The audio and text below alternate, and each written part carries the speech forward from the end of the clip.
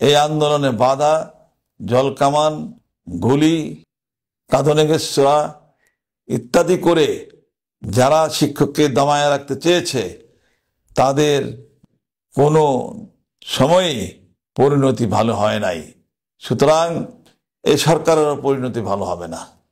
যে সমস্ত পুলিশ কর্মকর্তারা তাদের উপর হামলা করার জন্য নির্দেশ দিয়েছে, অবিলম্বে তদন্ত কমিটি করতে হবে এবং তাদেরকে শাস্তিমূলক ব্যবস্থা গ্রহণ করতে হবে। শিক্ষক ফেডারেশন মনে করে যে শিক্ষকদের যেতে 3টা দাবি, এটা প্রাথমিক শিক্ষকদের যুক্তিযুক্ত দাবি, এই দাবি অবিলম্বে মেনে নেওয়া হোক। আউযু বিল্লাহি মিনাশ শাইতানির রাজিম, বিসমিল্লাহির রহমানির রহিম।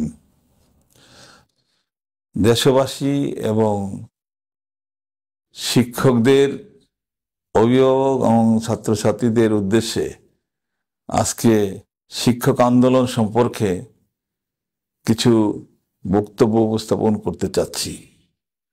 বাংলাদেশ আদর্শ শিক্ষক ফেডারেশনের জেনারেল সেক্রেটারি হিসেবে বর্তমান চলমান আন্দোলন সবগুলোকেই আমরা সমর্থন দিয়েছি। দুর্ভাগ্য হলো সত্য যে এই সরকার জনগণের সরকার হওয়ার পরও শিক্ষকরা বারংবার আন্দোলন করার পরেও তাদের উল্লেখযোগ্য কোনো দাবি দেওয়া তারা মেনে নিচ্ছে না, যেটা অনেকটা স্বৈরাচারী সরকারের ন্যায় হচ্ছে। গতকাল যে ঘটনাটা ঘটেছে এটা অত্যন্ত বেদনাদায়ক এবং দুঃখজনক।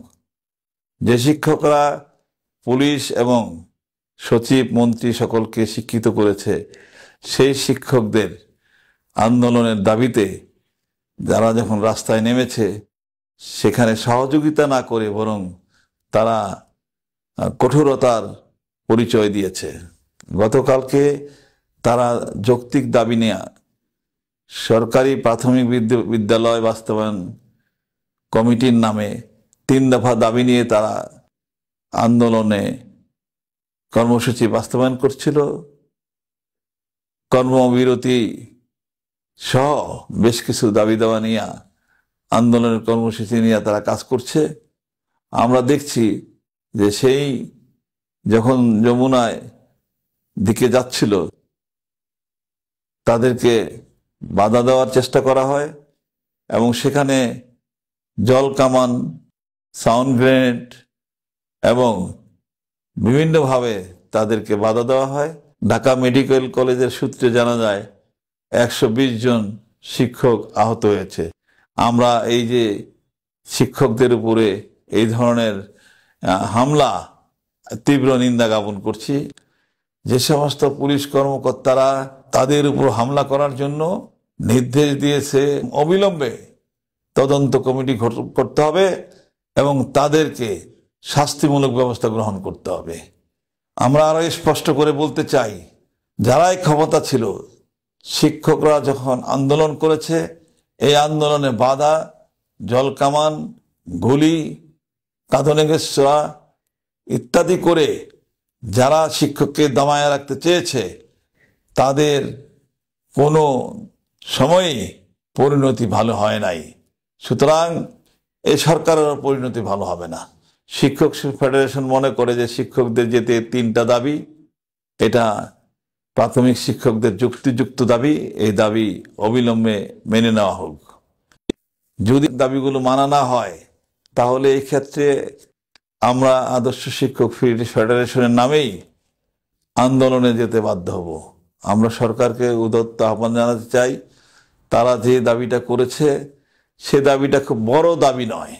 অন্য অন্য পেশার ক্ষেত্রে তাদের চেয়েও ছোট ধরনের চাকরিরত অবস্থায়, এমনকি পুলিশের যারা এসআই তারাও 10ম গ্রেড পায়, অথচ তাদেরকে এই 10ম গ্রেডে দেওয়া কোনো অযৌক্তিক দাবি নয়।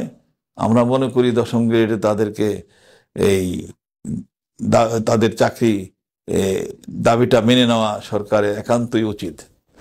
এছাড়া তারা 10 বছর এবং 16 বছরের যে তাদের পদোন্নতির যে জটিলতা আছে, এই জটিলতা অবশ্যই দূর করতে হবে। এই জটিলতা নিয়ে যাতে আর শিক্ষকদেরকে রাস্তায় নামতে না হয়, সেজন্য সরকারের উচিত তাদের এই দাবিগুলোকে মেনে নেওয়া। এছাড়া তারা যে সমস্ত দাবিগুলো পেশ করেছে কোনোটাই সরকারের মেনে নেওয়ার ব্যাপারে কোনো কষ্ট হওয়ার কথা নয়। আমরা তাই প্রধান উপদেষ্টার দৃষ্টি আকর্ষণ করছি, শিক্ষা উপদেষ্টার দৃষ্টি আকর্ষণ করছি যে শিক্ষকদের সাথে আলাপ আলোচনা করে অবিলম্বে তাদের দাবি মেনে তাদেরকে ঘরে ফিরে যাওয়ার ব্যবস্থা করবেন। এবং ছাত্রদের লেখাপড়া ক্ষতি হচ্ছে, তারা কালকের ঘটনার প্রেক্ষিতে তারা বাধ্য হয়েছে কর্মবিরতি ঘোষণা করতে। এই কর্মবিরতি যাতে দীর্ঘায়িত না হয়, আজকের মধ্যেই মন্ত্রণালয় থেকে লোক পাঠিয়ে তাদের সাথে আলাপ আলোচনা করে তাদের দাবি মেনে দেওয়ার জন্য আদর্শ শিক্ষক ফেডারেশনের পক্ষ থেকে জোর দাবি জানাচ্ছি। আমরা আশা করি যে সরকারের শুভবুদ্ধির উদয় হবে এবং শিক্ষকদেরকে রাস্তায় রাখবে না এবং অবিলম্বে যাতে তারা ফিরে যেতে পারে। তাদের দুর্বিষহ জীবন, তারা যে তাদের পরিবার পরিজন নিয়ে মানবতার জীবনযাপন করছে, এ থেকে উদ্ধার করে তাদের দাবিগুলো, যুক্তিসঙ্গত দাবিগুলো অবিলম্বে মেনে নেবেন। আমরা আবারও বলছি, আদর্শ শিক্ষক ফেডারেশন সহ সর্বস্তরের শিক্ষক অভিভাবক আন্দোলনে যেতে বাধ্য হবে, তখন সরকার কিন্তু বেকায়দায় পড়বে। অতএব সরকারের উচিত এই দাবিগুলো মেনে নেওয়া। আসসালামু আলাইকুম ওয়া রাহমাতুল্লাহি ওয়া বারাকাতুহু।